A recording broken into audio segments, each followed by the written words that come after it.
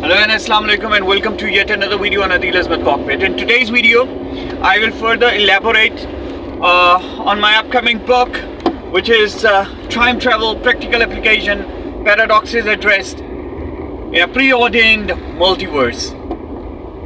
Let's talk about the idea of the book. I told you in the previous video that I was always interested in looking at the deep dark sky with all the diamonds in it, the stars, how far they are, the distance between them, the distance between us and them, and quite inquisitive about the working of the galaxies, the novas, the clusters, supernovas, and all of that interest really sparked in me, ignited a further resolve to think more about them and think more about the topic of time travel. Is it possible? Because time travel has always been deemed as a topic of fiction. Well, even the science community thinks, everyone thinks it's fiction. It can't be done. We cannot travel back in time. We cannot go forth in future. We cannot go even in the future. We can't travel into the future. We can't go back in time. And one of the important questions that is asked is time travel ever gonna be possible in the days to come in future? Not talking about the near future, but far future. And one important question, lead question, is that if time travel is possible in future, why don't we have our great grandkids knocking at our doors as time travelers? All of these questions are really valid. But that doesn't mean that one should end the quest for looking into the possibilities of time travel, beating time and events, because time and events, they are interlinked.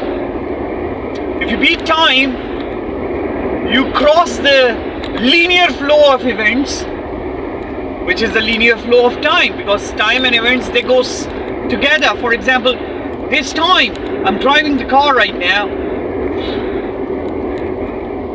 and my driving of the car on this road, my presence over here, so time and space, they're all linked together. If it is 8 o'clock right now in the morning, so at 8 o'clock, I am driving the car. I'm not at my home. I'm driving the car.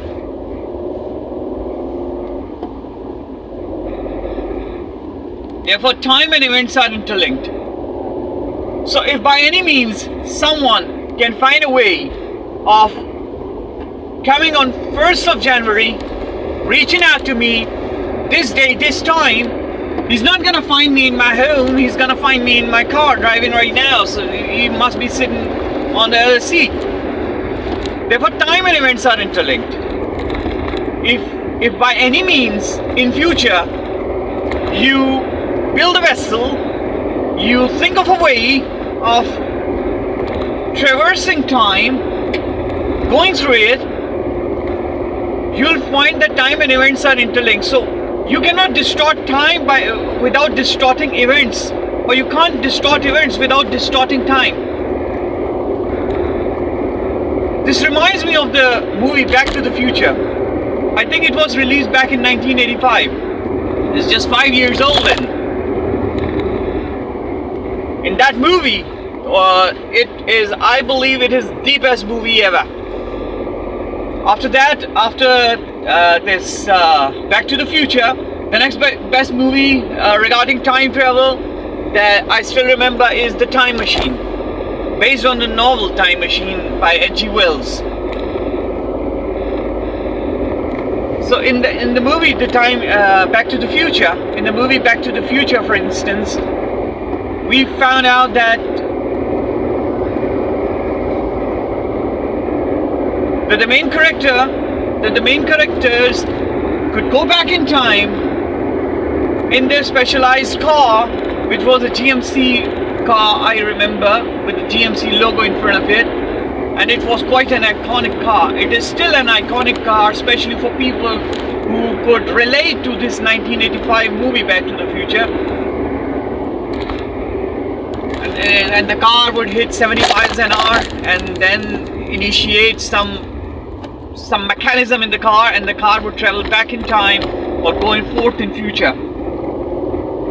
So in that movie, the main characters would go back to their past and would distort some chords.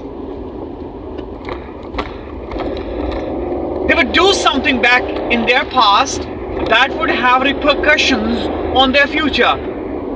The changes that they make in their past are the changes that really change what the future is gonna be like.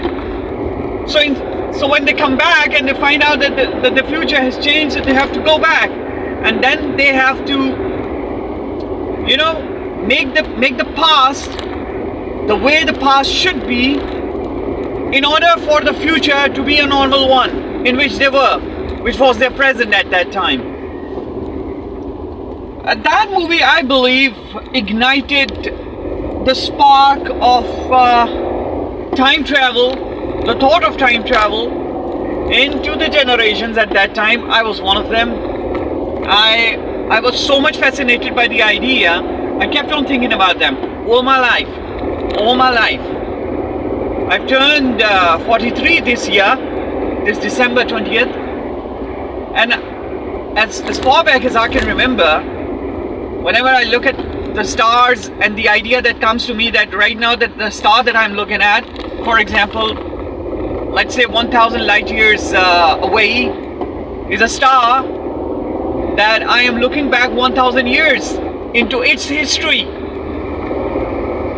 I'm not looking at the star the way the star is right now, but the star that it was 1,000 years ago. And if by any chance there is a planet revolving around that star, which is a habitable planet, perhaps there are creatures living on it, just for the sake of, you know, theorizing, and they have a big enough, large enough telescope looking back at Earth, they would be looking at Earth at around 10,000 years from right now, back in history. Perhaps they would be looking at the last ice age. They'd be looking at, you know, the pyramids have not been built yet. There is no Indus Valley civilization, no Mesopotamia, no large empires on the both sides of the Nile. Yes, there are the early settlements. People started living together, but again,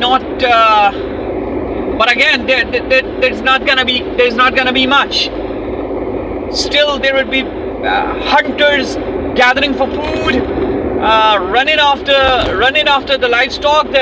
So they would be perhaps looking at the Earth as the Earth would be 10,000 years from now. What a fascinating idea, really. So if one could attain a speed, hypothetically, just for the sake of talking, faster than the speed of light, which you would say is impossible because Einstein told you that. Therefore, hypothetically, it could beat the events in time.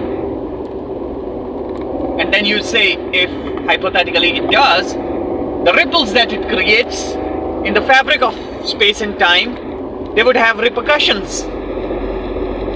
You will talk of paradoxes. You will talk that if there was a change in the past one, there wouldn't be a present one, and then there's not going to be a future one. There are going to be changes, right?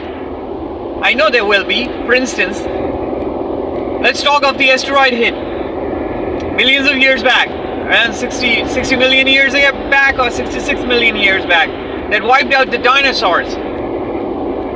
You know, from the outer solar system, that big rock that came to Earth around 10 miles in diameter, It came from billions and billions and billion years of miles away. And had a little bit of a rock, the size of my car, for instance, would have collided with that. It could have just, ricocheted off its trajectory towards the earth and could have missed the earth. This rock could have missed the earth, by a couple of million kilometers. There would have been no asteroid impact, a major asteroid impact. And had there been no asteroid impact, dinosaurs would still rule the earth. We mammals would have had less chances. So these are all the paradoxes. So you make one change, there's one little rock colliding or not colliding with a bigger one would have changed the destinies on Earth. You and I, our breaths, this blue sky, these species of plants, the animals that we see, the cats, the dogs, snakes, would not have been the same had the asteroid not impacted the Earth. Everything would have changed. No civilization, no you and I. What I want to say is that from little changes come big changes that have impacts on the global level. Remember the butterfly effect? I'm talking about it. So talking in my book, for example, now let's talk about what have I written in my book. If I tell you everything, you will find less need of buying it. I don't want that. I want all my copies to be sold within a few months. That's it. This is what I want. I want the second edition to be out as well. But let me give you a hint. Time travel has always been perceived as beating time in the linear layout of time, in which the past and the present and the future, they are in a linear flow. The time and the events are in a linear flow. And yes, they are. They are. For example, as I told you earlier, if I'm driving the car right now and it's 8 a.m. in the morning, my driving the car and 8 a.m. in the morning, they are interlinked. If I'm driving the car at 8 a.m., I am not in a university delivering a lecture at 8 a.m. I'm not in my home at 8 a.m. And if I am right here, right now, on this part of the road, it is 8 a.m. And if I am on that part of the road, it's gonna be 2 minutes past 8 a.m. So that's what? Time and events are interlinked, right? After this, yes, they are in a linear, interlinked chain. So one of the paradoxes that we normally encounter is if theoretically, if one could go back in time, move back in time, the person would not only create a ripple and disturbance in the time chain, but also in the event chain, right? And if events are also interlinked with time and distortions in one mean distortion of the other, it means that in the linear chain of events, whatever changes that are made, even by being in that time, would have impact on the future, on the past, on the present, and on the future, all three of them. And we have only one world to cater for all these changes. One world. One earth. Therefore, it's not possible. That's one of the reasons why we do not have our great-great-grandchildren knocking at our doors. Because, again, we are thinking of the possible time travel in the world that we live in. First thing is that we accept only one dimension of it. We accept that this is the world and that's it. We do not add another dimension to the world. What if, and I put you this question, what if parallel worlds exist in which the distortions, the waves, the ripples created by the potential time traveler into the past or the future would have a different world with the adjustments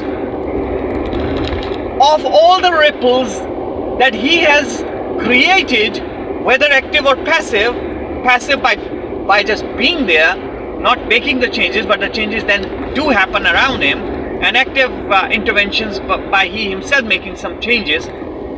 What if we have got the parallel universes to cater for those changes? Well, then the paradoxes are addressed, aren't they? I'm just opening up a sort of an idea, opening up a new horizon to think on. I'm not suggesting that this is the ultimate solution, but come on, let's think about it. Let's think about it, all right? Let's think about why is it that we take the speed of light to such an accuracy that we have started measuring a meter with what a speed of light is gonna be. We think that we have measured the speed of light with such accuracy that now we can term what a meter is based on the speed of light. We're so confident about it. But what if that speed of light that we have calculated is not true? Come on, just think about it. Do you know that all the attempts at the measuring of the speed of light have been on a return journey, reflected, which means that the speed of light is always determined and had always been determined on a return journey. It has to be reflected back, reflected off a mirror from miles away. All the attempts at determining the speed of light have been through reflection of some source. You know why? Because it is not possible to determine the speed of light by having the measurement at any 2 points. And do you know why? You know why it happens? Because of the time delay. Because of the time dilation. If you have got two atomic clocks at point A, one at point A and one at point B, and there is a laser light on point A, we switch it on and we determine somehow with the gadgets the time that the beam of light has taken from point A to point B. The problem is gonna be the two clocks are not gonna be synchronized. You need synchronization of the two atomic clocks, right? You need the two clocks to be absolutely synchronized. That absolute synchronization has to occur when the two clocks are together. Once you start moving that clock after synchronization from point A to point B, so because of the movement from the initial point A to point B, the second clock is going to lose its synchronization. That's what physics says, right? This is what physics says. So another idea is that you have the synchronization back in the middle of the distance, between A and B, and then start moving the clocks towards A and B. But again, as both of the clocks move, what they're going to do is that they're going to lose their synchronization. So one very effective method that the scientists can come up with is leave the other clock, just have one atomic clock to register the time that it takes for the light beam to be reflected off a source, a mirror for example, on destination B.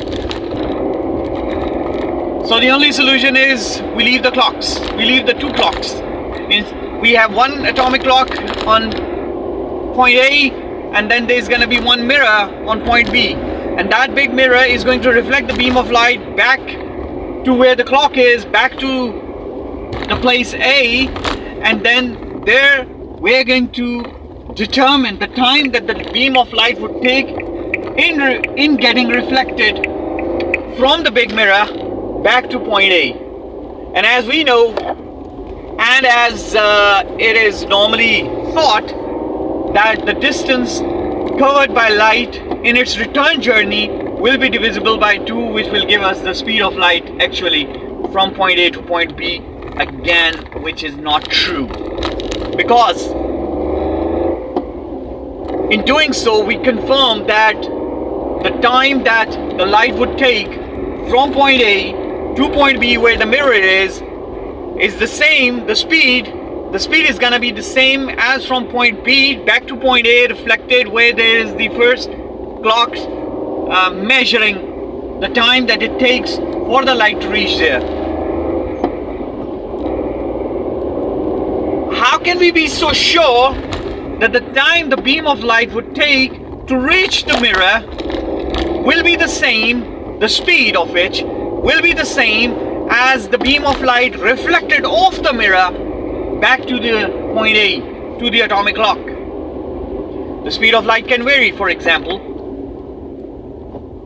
it may take speed of light around 1.3 seconds to reach the moon and 1.3 seconds back. This is what the science says. But what if the speed of light takes an instant going to the moon and 2.6 seconds back, or it takes 2.6 seconds to the moon and an instant journey back?